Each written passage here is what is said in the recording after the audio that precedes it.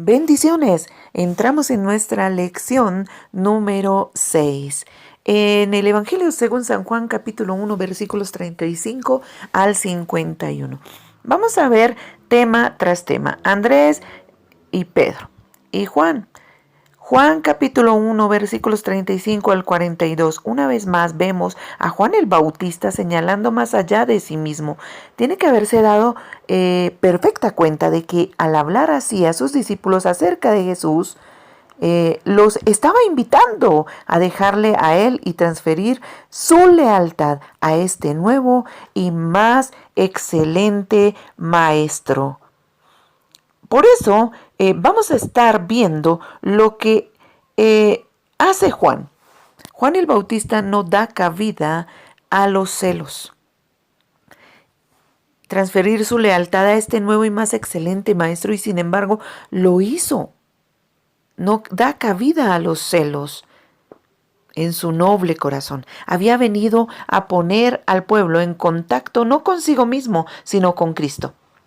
Así es que los dos discípulos de Juan siguieron a Jesús a una distancia respetuosa. Entonces Jesús hizo algo muy característico. Se volvió y les dirigió la palabra. Es decir, se encontró con ellos a mitad de camino. Aquí tenemos un símbolo de la iniciativa divina. Siempre es Dios el que da el primer paso cuando la mente humana empieza a buscar y el corazón humano empieza a anhelar. Dios nos sale al encuentro, mucho más que hasta la mitad del camino.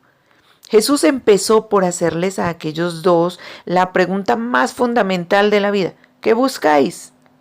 Serían simplemente pecadores desorientados y confusos buscando una luz en el camino de la vida y el perdón de Dios. Hay algunos que lo que buscan es alguna clase de paz, algo que les permita vivir en paz consigo mismo, con sus semejantes y con Dios. En realidad, lo que buscan de Dios, y este objetivo solo Jesucristo lo puede satisfacer. Los discípulos de Juan le respondieron a Jesús que querían saber dónde paraba. Le llamaron rabí, palabra hebrea que quiere decir que literalmente mi grande. Era el título de respeto que daban los estudiantes y los buscadores de conocimiento a sus maestros y a los sabios. Juan, el evangelista, estaba escribiendo para los griegos. Suponía que no conocerían la palabra y se las tradujo por el término griego didáscalos, maestro.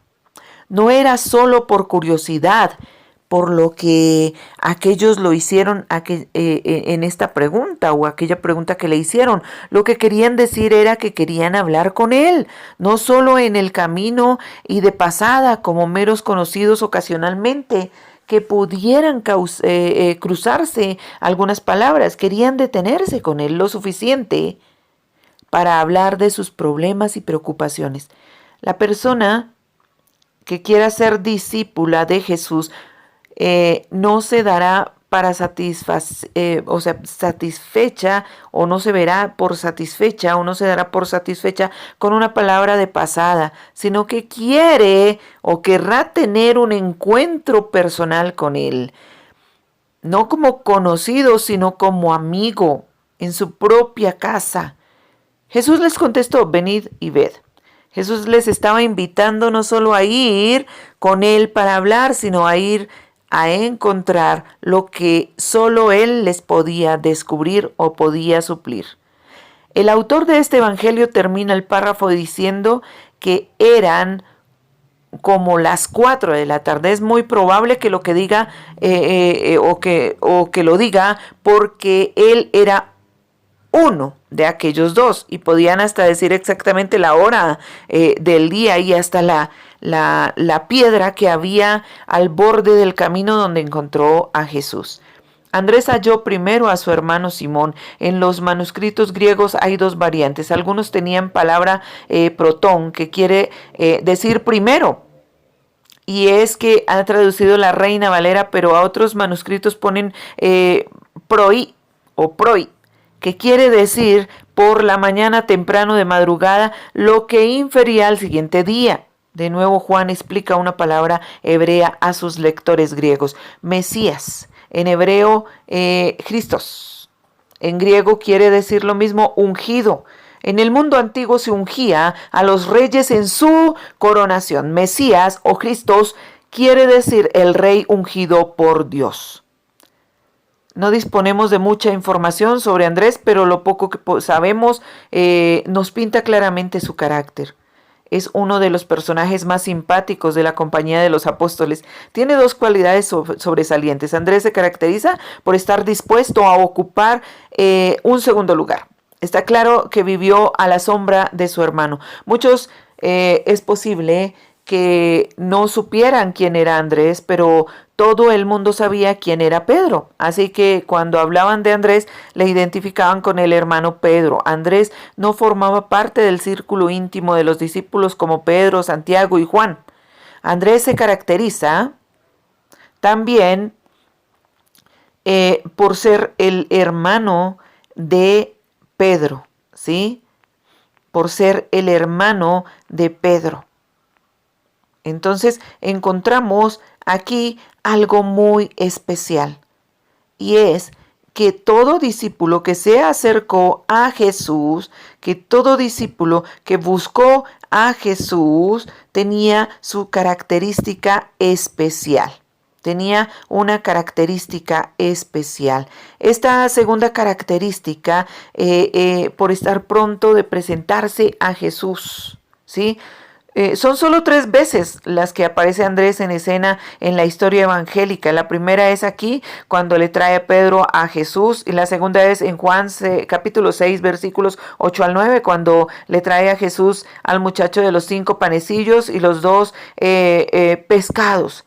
Y la tercera, el incidente de Juan capítulo 12, 22, cuando trae a los buscadores griegos a la presencia de Jesús. Andrés disfrutaba enormemente trayendo a otros a Jesús. Tenía un corazón misionero. Cuando Andrés trajo a Pedro a Jesús, Jesús se quedó mirando fijamente a Pedro. La palabra que se usa esa mirada es emblepein, que describe una mirada concentrada, intensa, a fondo, que lee lo que hay en el corazón. Cuando Jesús vio a Simón, como se le llamaba entonces, le dijo: te llamas Simón, pero te llamarás Cefas, es decir, una roca. Petros era el equivalente al griego de Cefas, el nombre arameo para roca.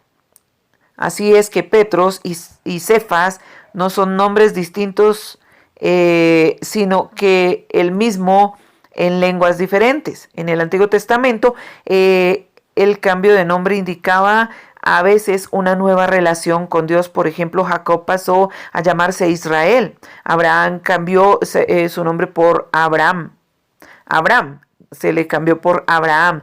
Cuando entraron en una nueva relación con Dios, era como si la vida empezara de nuevo y fueran una persona diferente y necesitaran un nuevo nombre. Pero entonces, lo que realmente era importante de esta historia es que nos dice cómo mira Jesús a las personas. No ve solamente lo que es en el momento, sino también lo que puede llegar a ser. Jesús miró a Pedro y vio en él al pescador Galileo, sino también al que tenía la posibilidad de convertirse en una roca para su iglesia. Esto de ninguna manera debe ser entendido como que Jesús le estaba dando a Pedro alguna dignidad eclesiástica especial. Felipe y Natanael, en Juan capítulo 1, versículos 43 al 51, Jesús dejó el sur y se marchó a Galilea, al norte de Palestina, y allí, tal vez en Caná, se encontró a Felipe y le llamó Felipe. Como Andrés no podía guardarse la buena noticia para él, solo fue a buscar a su amigo Natanael,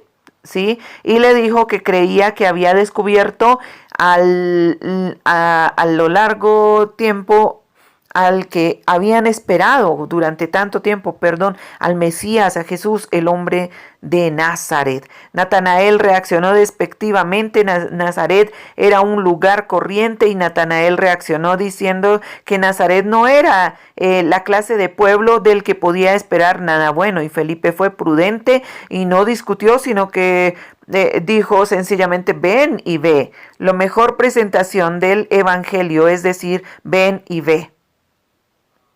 No cabe duda que tenemos que conocer a Cristo personalmente antes de invitar a otros a venir a Él. Así que Natanael vino a Jesús y pudo ver lo que había en su corazón. Aquí dijo Jesús: llega un verdadero israelita, ¿sí?, en el que no cabe la falsedad. Ese era un tributo que apreciaría cualquier israelita. Salmos 32:2 lo ratifica. Natanael se sorprendió de que pudiera dar tal veredicto a primera vista y preguntó a Jesús de qué le conocía. Y Jesús le dijo que ya le había visto cuando estaba debajo de la higuera. Cuando la higuera es un árbol frondoso, era costumbre sentarse a meditar a la sombra de las ramas. Parece ser que eso era lo que Natanael había estado haciendo y probablemente había estado pensando en las promesas de Dios, y ahora se daba cuenta de que Jesús no solo le había visto cuando estaba debajo de la higuera, sino también había visto lo que había en lo más íntimo de su corazón. Seguramente Natanael pensó: este hombre no puede ser más que el ungido de Dios que nos había prometido y estábamos esperando. Y Natanael se rindió incondicionalmente ante el hombre que le había leído y comprendido y apaciguado y llenado el corazón. Puede que Jesús sonriera entonces. Hizo referencia a la antigua historia de Jacob en Betel, que vio una escala dorada que conducía al cielo. Era tanto como decir: Natanael, yo puedo hacer mucho más que leer tu corazón. Puedo ser para ti todo el verdadero camino. La escala que conduce al cielo es por Jesús, y solo por Él cómo las almas pueden escalar el camino que conduce al cielo, que nos lleva al Padre. Nos preguntamos: ¿quién era Natanael? Según el cuarto evangelio, fue uno de los componentes del primer grupo de discípulos, pero en los otros 3 evangelios ni siquiera se le nombra. Juan dice que Natanael le trajo a Jesús a Felipe, a Felipe.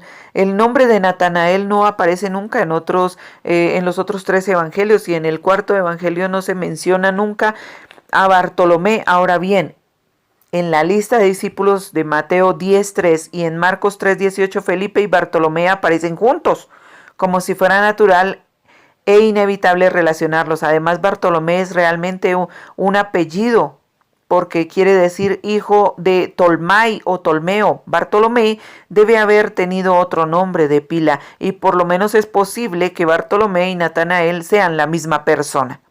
Bendiciones. Espero que disfrutes esta lección y contestes el cuestionario. Feliz día. Con amor, Janet Chaparro.